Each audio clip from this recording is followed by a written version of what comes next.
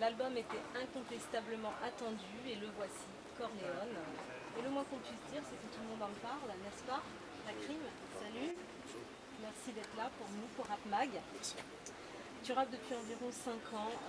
On peut faire un petit point sur justement toutes les musiques, tous les sons que tu as sortis auparavant? Ça fait plus de 5 ans déjà, ça fait 7 ans. J'ai fait beaucoup de musique. Alors je sais pas si vous avez des musiques particulières, je peux vous en parler, mais j'en ai fait. Tellement. Moi j'ai 4 projets déjà. 4 projets, Alors on va aller 15 dans l'ordre, titres, par exemple. On va parler en 2010, Liberté provisoire. Liberté provisoire. Ok, t'as un souvenir de cet Oui, album? très bien, Ouais. bien sûr. Je l'ai construit tout seul. J'ai été à Bastille, j'ai été chez un Chinois, je lui ai demandé de me presser des CD, une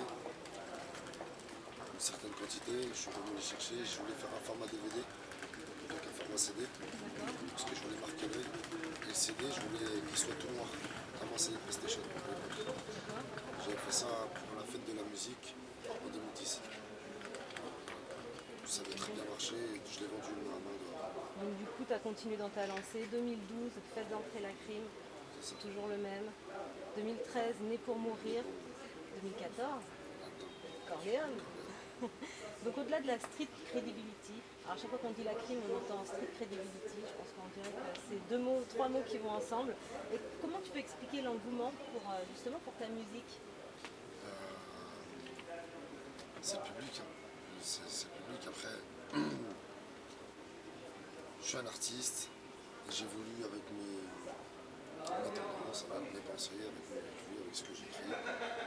Voilà, il y a un public qui s'est formé depuis 2010, Et il est qui a grandi au fur et à mesure de mes projets. Et voilà, aujourd'hui, il y a une grande troupe. Est-ce que tu penses que la crédibilité c'est suffisant pour faire du rap? Non, c'est pas suffisant. T'as envie d'entendre autre chose? Non, moi je m'en fous de ce qui se dit. Après, si tu me poses la question, moi, je pense que c'est pas suffisant. D'accord. Est-ce que est-ce que tu as une idée de ce que le public français va attendre justement du rap français? Non, non, pas forcément. Déjà, il y a plusieurs, enfin, je dirais, créneaux dans la musique. Ça adoucit les cœurs. Voilà, c'est une question d'humeur, c'est une question d'ambiance. Donc il y a des artistes très complets qui sortent des albums et qui font des centaines de milliers de ventes, mais qui remplissent pas tout le cœur. Il faut aller écouter un autre artiste, c'est pour ça. C'est ça. Chacun a sa place. Et chacun a son style de musique. Et je pense que tout ça, ça complète un peu. Donc non, je pense qu'il en fait un peu de tout. Il faut un peu pour tout le Si monde. toi tu devais définir justement ton style de musique, tu dirais quoi? Moi, c'est plus de la narration. Aujourd'hui, sur mon album, j'ai vraiment évolué dans le style artistique, c'est-à-dire sur la réal. J'ai travaillé avec corps sur cet album. Ça m'a été précieux. On Je va en voulais parler vraiment le faire. d'ailleurs. Ça me tenait à cœur de le faire. Il fallait que ce soit comme ça pour l'album de toute façon. Mais sinon, ça passe plus sur ça. Et puis le personnage, peut-être le vécu. Ouais. D'accord. Toi, souvent, enfin, je t'ai entendu dire dans différentes interviews que tu te sentais à part, que tu n'avais pas besoin d'amis justement dans le monde de la musique. Quel est le moteur qui te pousse donc du coup à faire du rap? Bah, déjà, le public, ça n'a rien à voir avec les artistes, je veux dire, de la musique.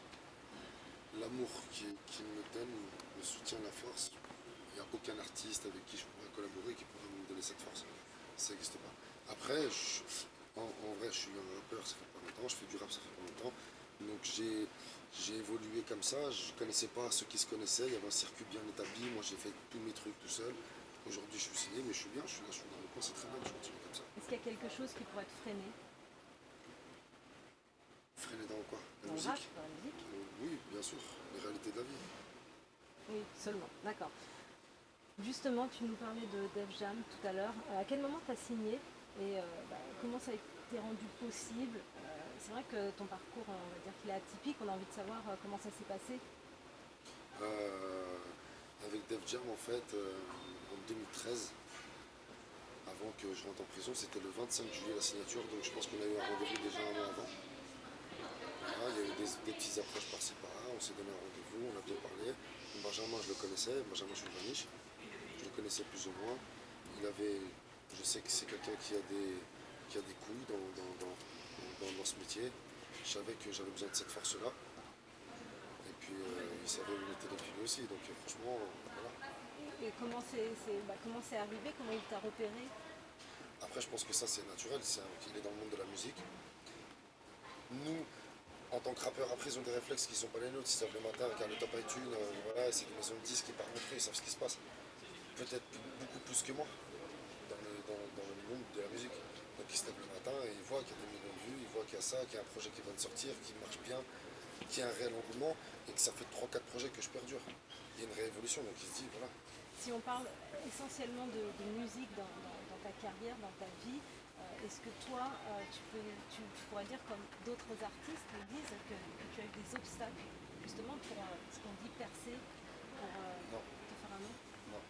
À la différence de certaines personnes, c'est logique, il y a des gens qui sont rappeurs dans l'âme, qui sont passionnés et qui font tout pour réussir et qui se disent j'aimerais bien percer. Moi je n'ai jamais eu ce problème parce que j'ai jamais voulu être rappeur.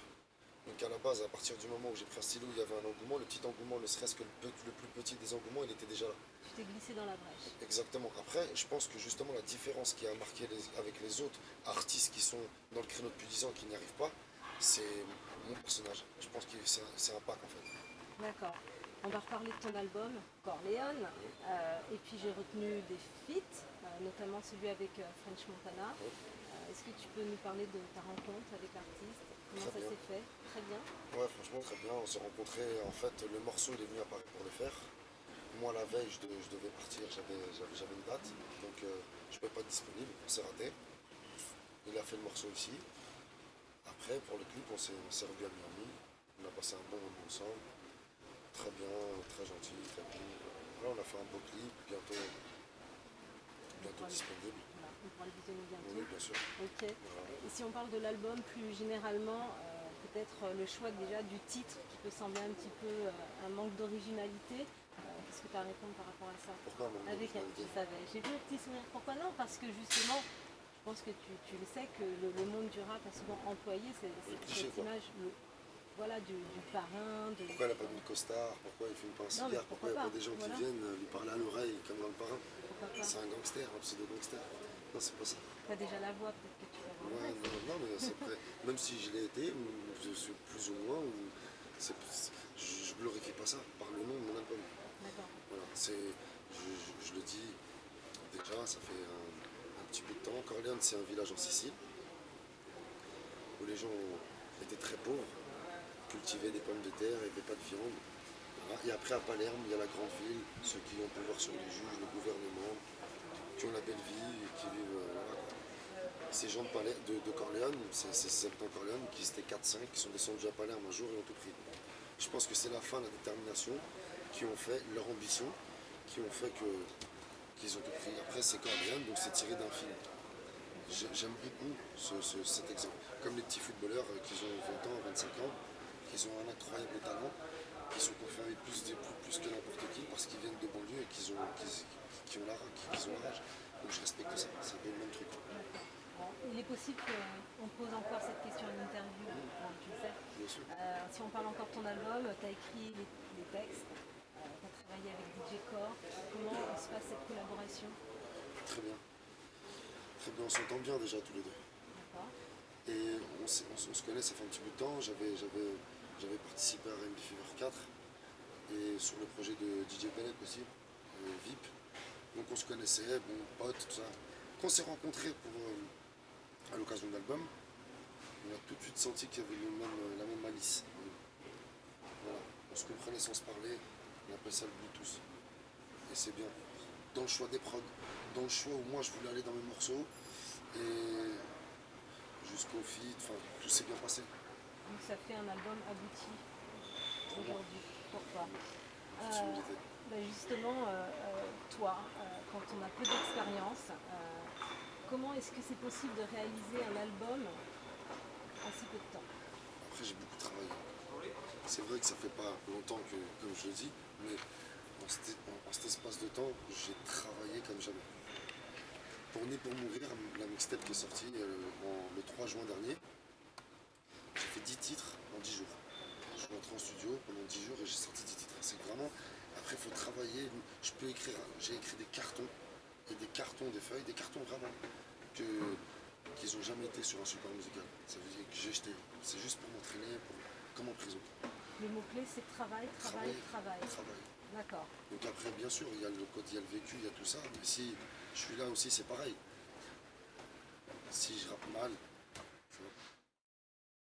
Je suis accompagnée d'un jeune artiste qui s'appelle Saut Triomphal. Je te le présente, la crime. Enchanté. Et il tenait à avoir la question de la fin, donc je lui laisse bien gracieusement. Moi, je voulais savoir comment ça se passe au States. Tu vois, pour l'équipe de France, tu vois, qui rappe, qui sont là-bas.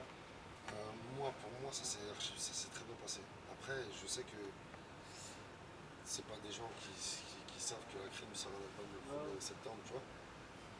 Mais mon pote, Cor, avec qui je travaille, il est très bien implanté là-bas. Donc en fait, je vais t'expliquer. Il y a des gens qui peuvent faire des morceaux. Tu peux avoir un carré, tu peux travailler avec lui, tu peux avoir un featuring. Après, tout dépend, je pense que par qui tu vas passer, comment ça va se faire. Après, le feeling ne va pas être le même. Tu vois. Déjà, faut lui parler en anglais, déjà, je pense, non? Moi, je parle pas très bien anglais. Moi, après, French Montana, c'est un anglais. Donc, moi, je parlais en anglais. Et leader, Leader, je parlais un peu anglais. Mon pote, il était là, il traduisait, mais on a rigolé, tout ça, franchement, ouais, très normal, bien. Tu vois. bonne ambiance. Très bien. Puis après, on a fait le morceau, il a écouté. Après, il va, il regarde un peu, il voit. Et les gens qui ont fait que le morceau s'est fait donnent du respect à mon ami. Donc, on donne du respect, donc forcément, il y a du respect. Tu vois. Ça s'est bien passé, ouais. Merci. Ouais. Ça s'est très bien passé. Tu vas clipper le son, leader? Mais il est sur internet. Il est sur internet, ça fait carrément. 3 jours. Ah ouais, bah, 3 jours, Et ouais. voilà. J'ai pris le train, je monte à Paname, tu vois, moi aussi je suis dans le vif, tu vois. Ouais, il est sur internet, ça fait 3 jours. Ah ouais, ok, donc on va challenger, Tu peux aller guetter, c'est lourd, il est très très chaud. Donc en attendant que Saut Triomphal écoute ton album, regarde les vidéos qui se mettent à jour un petit peu. Non, j'ai déjà hein. écouté et tout. Déjà, Corleone, pour moi, c'est le meilleur. Je veux dire. Après, voilà, on y va. Hein. Ah, voilà, tu vois, ça fait plaisir. Là, on va se quitter comme ça, merci. Eh mon gars, Saut Triomphal, Privaticorps, Rap Mag, on est Al, l'artiste du siècle mon pote. Si mon pote, on est là, Saut Triomphal, Kansas City Beach. Ça prépare les bails lourds avec Derky, mon pote. Privaticorps, Rap Mag, mon pote. C'est pas fini frère. Ça arrive lourd. Tu le sais, mon pote.